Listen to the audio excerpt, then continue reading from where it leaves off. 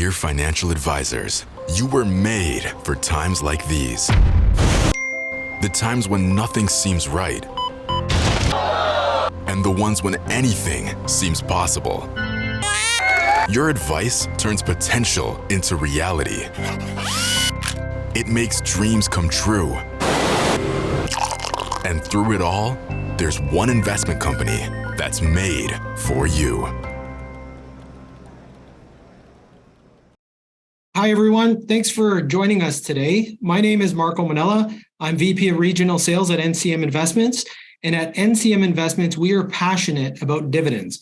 We have three of the best dividend managers in the country.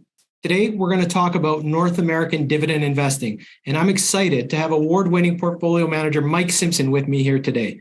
His performance is truly incredible. This October, Mike will be celebrating his 3-year anniversary with NCM Investments. So why don't we get started? Mike, you manage the NCM Dividend Champions portfolio. Tell us about this portfolio. What exactly is a dividend champion, and what do you look for in the companies that you invest in?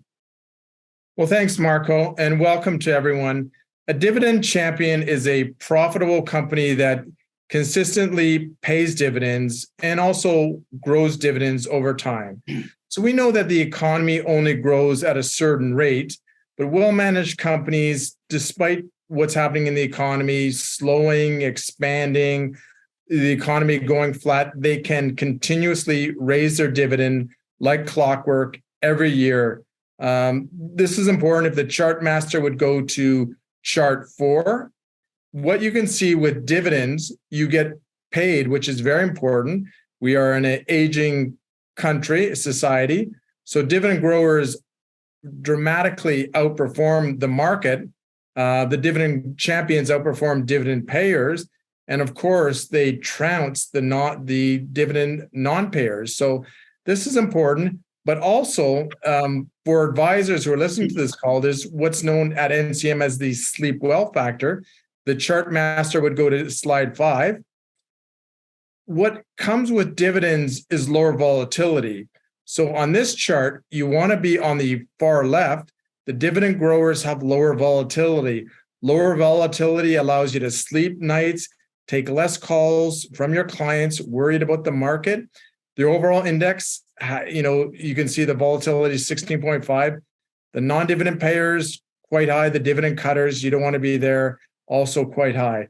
If chart master would go to chart 6,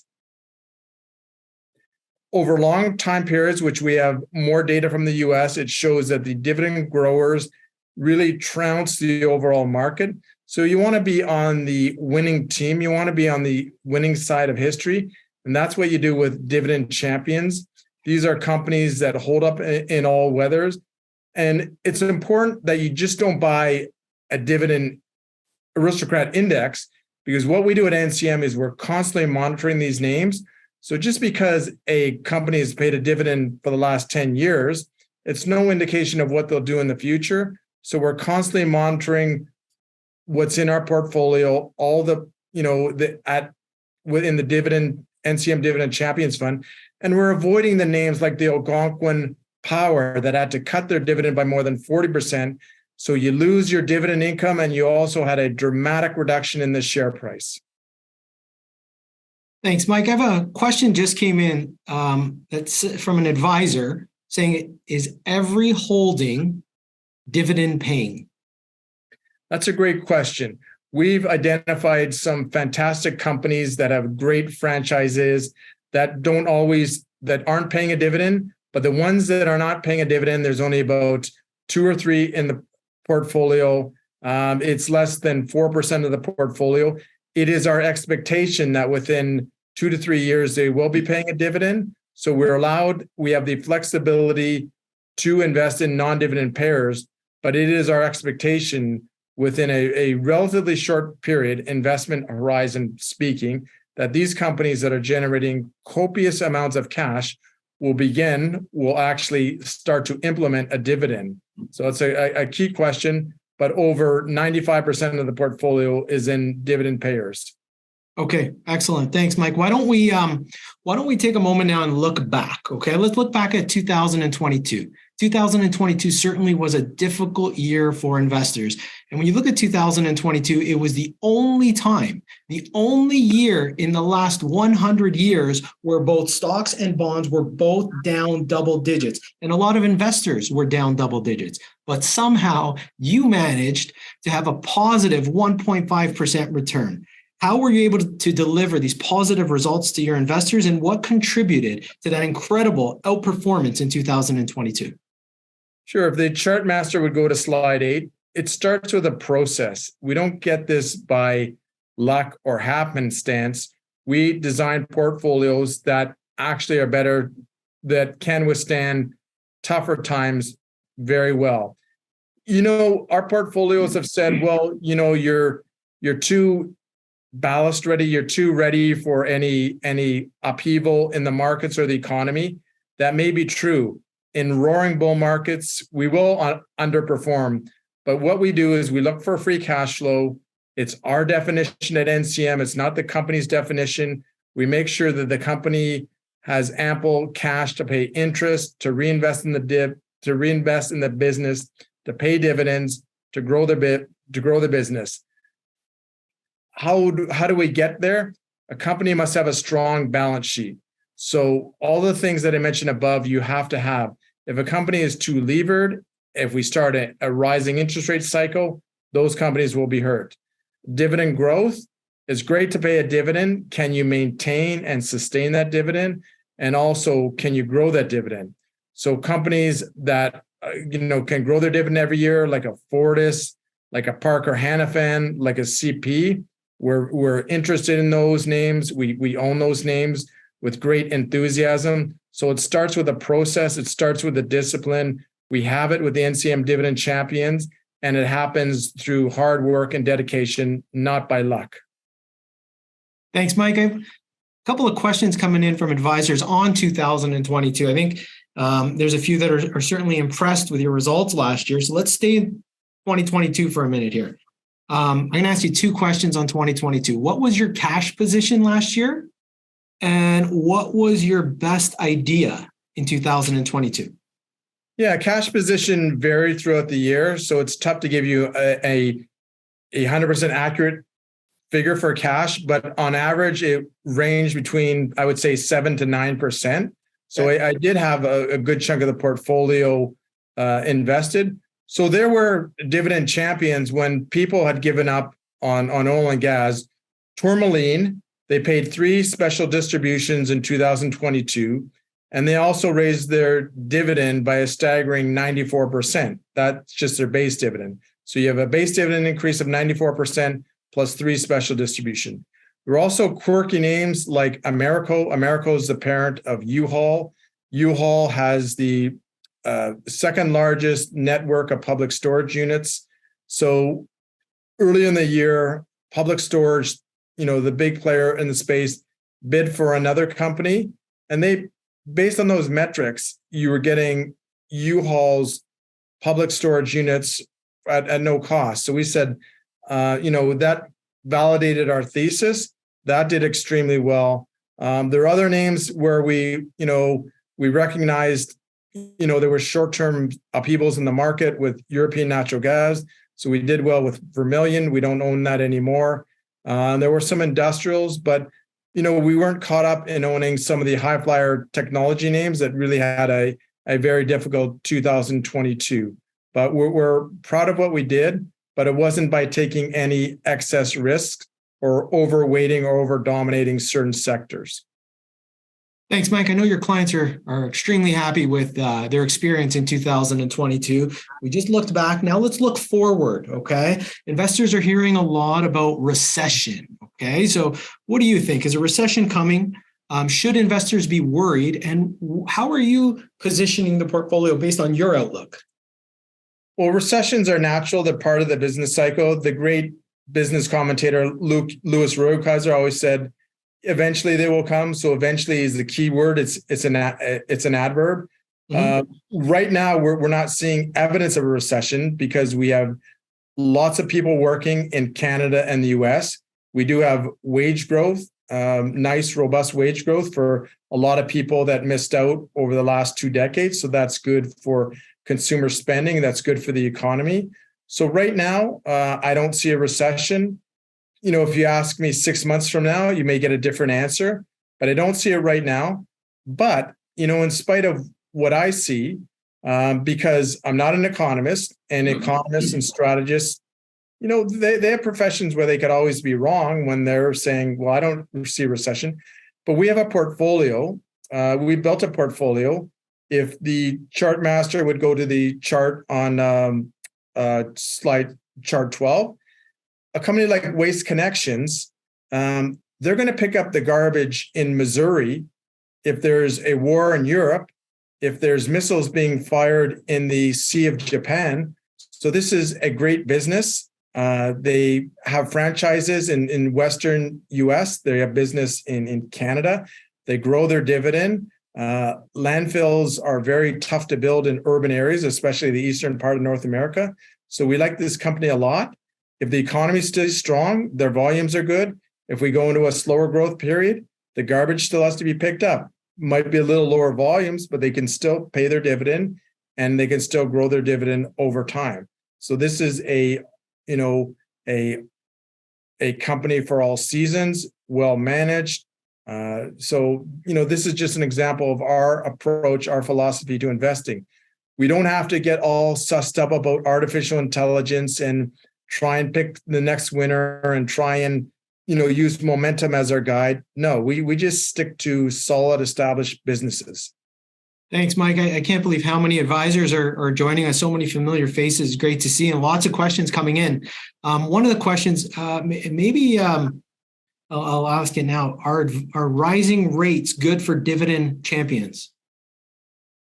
Well, you take the premise that all assets are interest sensitive. So we believe at NCM that we're closer to the end of the rate tightening cycle. So you have some companies, like I mentioned, Waste, that can pass through higher costs. They have CPI escalators. So if rates are rising because CPI is rising, then a company in the waste industry can raise rates. Also, a company in the rail industry that gets the rail industry is magical. It's great. They get to raise the rates every year at CPI and sometimes more. So the answer to your question is rising rates impact so many areas of the economy, from consumers to businesses. But it's our view that we're close to the end of the rate tightening cycle. And so far with 500 basis points of rate increases, the companies are still doing well. They're surviving. At some point, certain companies that have passed on prices maybe a little too aggressively won't have that option or privilege or luxury anymore.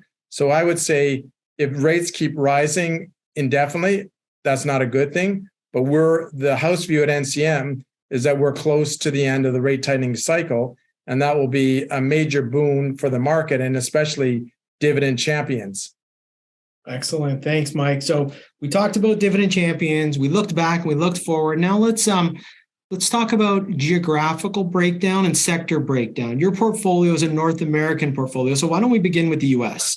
Where are you at right now in terms of exposure to the US? How high can you take that US exposure? And then within the US, any sectors you're avoiding or sectors that you find attractive? Yeah, right now the US weighting is 25%. So we're nibbling away at, I mentioned technology earlier, but some of the more mature, established technology companies, like a Fortinet, which provides security, online software security, Texas Instruments, which is very big in the analog chips. Those chips are semiconductors that go into your refrigerator, other devices. So, they're a powerhouse, very disciplined. Texas TI doesn't do a lot of acquisitions. They just grow internally. So I like that. We're looking at the healthcare space because, let's face it, the healthcare space in Canada is very limited. There's a lot of cannabis stocks, which we don't invest in non-profitable companies, but a company like a Medtronic, medical devices, which you don't have such a company in Canada, or a great dividend champion, great AAA balance sheet, Johnson and Johnson. So we do that. But since we're talking healthcare in Canada, and I maybe minimize it too much, we own a great company, Andlauer Healthcare. And I'd just like to congratulate my friend Michael Andlauer on purchasing the Ottawa Senators. So Andlauer Healthcare, he's got quite a niche in Canada, and I think he'll continue to grow that business. Okay, excellent. And on that, why don't we shift from the U.S. to Canada? So if we drill down and look at the Canadian exposure, talk to us about maybe some sectors or some stocks that you like, that you're finding attractive, and maybe some sectors in Canada that you're avoiding. Sure. So it's we take a fundamental approach. We look at the bottom, but we don't ignore the macro. So when you drill down, you see there's some good value in financials, but we're a little bit concerned about the consumer. We do see, despite different evidence, we see some evidence of a growing stable economy. We see some evidence of a slowing economy, i.e. in freight, what we're hearing from the trucking and the rail companies.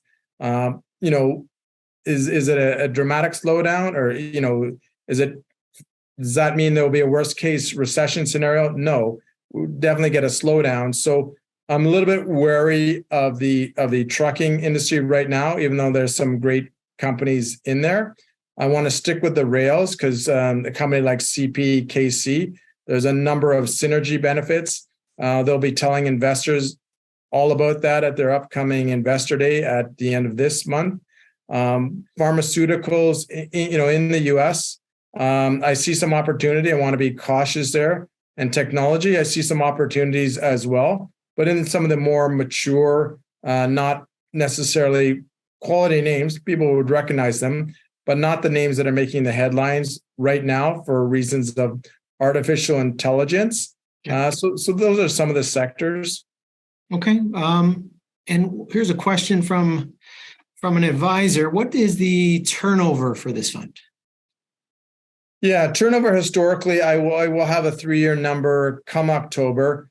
The early years are skewed because we just had to transform a good fund, but a former fund that had more of a small company focus into the Dividend Champions, which is skewed by large, but also in essence all cap. There's a lot of large, there's some medium, and maybe even a smaller amount of small. Mm-hmm. So the turnover should range in the 20 to 25% range on an average basis. Some years it may be a bit higher, some years a bit less, but that's the average. That should be the average over time. All right, excellent. Here's one. A lot of advisors are using passive ETFs within client portfolios. Okay, now your portfolio is incredibly active with an active share of 78%. And it's a very high conviction portfolio with 44 holdings, 44 of your best ideas. You have this high active share, you have this high conviction. How would NCM Dividend Champions complement a passive strategy? Well, basically, you described it very well, Marco. This is a active portfolio. It has some quirky names like a U-Haul that aren't in the indexes. We're not buy and perspire. We look at a company, we assess its quarterly results every 3 months. We meet with management. We look for new ideas. We're constantly assessing what we're doing. We're constantly measuring the performance of our investments. So, it will complement a passive strategy by its very approach, by its North American approach, where, we're going to have anywhere from 25% to maybe 45% in US names. Okay. So that's quite unique. It's quite hard to find that in an ETF. I haven't found a North American ETF that's structured like that. So it's a great complement to an advisor who just wants to have the SPY and then also have, more of their exposure to Canada, or other way around, someone's just buying the TSX 60 and they have exposure to different names in the TSX, like a Calian group, and also other names, a sprinkling of US names. So you're getting, the best of both worlds in a unique income-oriented product from NCM. Great. Okay. Why don't we spend some time talking about volatility? Okay. Market volatility, tends to make investors uncomfortable. Volatility makes investors nervous and makes investors do the wrong thing at the wrong time. Can you talk to us about how you maybe make volatility your friend, and maybe how you've used volatility, exploited volatility, or exploited some overreactions in the market? Sure. So if the chart master would go to slide 14. So volatility is your friend because when the market overreacts, you can step in as a disciplined investor and buy shares on sale. We all like to buy our favorite shirt or pants on sale, but when it comes to a stock that we bought and we see a drop, the average investor gets nervous, and a lot of times they may do what's really intuitively opposite and sell as opposed to buy more. So when you're a fundamental investor, when you know the companies you invest in, when you follow the news, when you read the news, when you interpret the news, if there's bad news, okay, you assess it. But many times in my career, the market overreacts to bad news. So if it's slight bad news and the stock is down 3, 4, 5%, I'll step in and buy, because if the bad news is temporary or can be corrected or fixed, that turns out to be an opportunity for me. Similarly, when there's excessive optimism, when there's excessive giddiness, I tend to sell. I could trim our positions. When I have a core holding in a portfolio, I'll trim it. I won't take it down to 1%, because below 1%, you're not doing much to the portfolio. But at a 1% weighting, I'm saying I still like this name. It's good quality, but I just don't want to add more here. So really the 1% is the anchor. It could also turn out that if a company is not performing and I've reduced it several times to 1% and it still isn't meeting my expectations, I'll sell it. I won't just keep a underperformer at 1%. But volatility, we've witnessed volatility both in the equity and bond market. So you use it as your friend. Recently the VIX got to as low as 13. It's up a bit now, but by historical standards, it's right about the average level. So we'll see what happens. Sometimes you get correct signals from the VIX index. Sometimes you get incorrect signals. So that's all I'll say. But we react to earnings where there's an overreaction, and we monitor news, and we monitor some of the gyrations in the market that to us seem unnatural. All right. Now, what would you say to an investor who's nervous, an investor who's maybe sitting on cash, who's on the sidelines, worry this recession is coming and I'm going to try to time it perfectly. I'm going to wait for this recession to pass. When is the right time? When is the best time to invest in NCM Dividend Champions? So I like baseball, and before the Blue Jays, I like the greatest hitter of all time. His name was Ted Williams. He's the last professional player to hit 400. You think of it, you're only successful basically 4 out of 10 times. So Ted Williams would never wait for the perfect pitch. He would hit the ball when it was in a zone for him, and his zone was quite wide. So how that applies to investing right now is you have your 8 or 9 highly hyped, highly publicized stocks. When you look at the S&P 490, the valuation is actually quite reasonable. It's at about average levels. We can show you a chart. The chart master goes to the chart on Canada. I think it's chart 11 or 12. Canada is cheap relative to the US. So there's reasons to be invested in Canada. So, if you want to get wealthy over time, it's time in the market. It's not timing it. Don't wait for the perfect ideal moment, because guess what? I've been in this industry for more than 2.5 decades. There never is the perfect time to invest. You can dollar cost average. You can put some money into the NCM Dividend Champions today, some money in a month and some money in another the following month, but then you'll never find the perfect time. So you invest now and you leave it to seasoned professionals like the ones we have at NCM to deal with the volatility of the market. So I would say that, don't wait for the perfect pitch. Don't wait for the perfect moment. Invest now and invest for your future. That's a great answer. And I think we have time for one more question. Yeah, I'd like to ask the question, Marco. So, Marco, I get to see advisors, but you see far more advisors than I do. So given the NCM Dividend Champions coming up to our 3-year anniversary, where would this fit into an advisor's book of business? Where would it fit into the advisor's portfolio? Okay. It's a good question. I think first off, it's a core holding, right? It's 100% North American equities. Number two, I'd say it's a diversifier.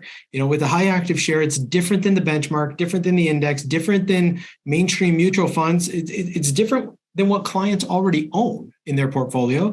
And then third, I would say it's a defensive equity strategy. Everything that goes in is quality. So for nervous clients, for anyone who might be uncomfortable, it's a great solution to enhance return potential, maybe decrease the downside, and create a smoother experience for investors. So better returns on tougher days, a smoother experience for your clients, which means it's easier for them to stay invested and ride out, get through periods of volatility, recession, and inflation. So, Mike, to answer your question, where does it fit? I believe NCM Dividend Champions belongs in every client portfolio. So maybe with that, we'll kind of close it out. And I want to thank you, Mike. Thanks for your time. And I want to thank all the advisors who are joining us today. We know you have a lot of choice on how you spend your time, and you have a lot of choice on webinars you attend. So thanks for attending this one today. And we believe that investment advice is more important now than ever. So thank you for the work that you do. Thank you for the advice that you give. If you need any more information, please reach out to your NCM sales rep or send a note to sales@ncminvestments.com. Thanks again and have a great day. Thank you. Goodbye, everyone.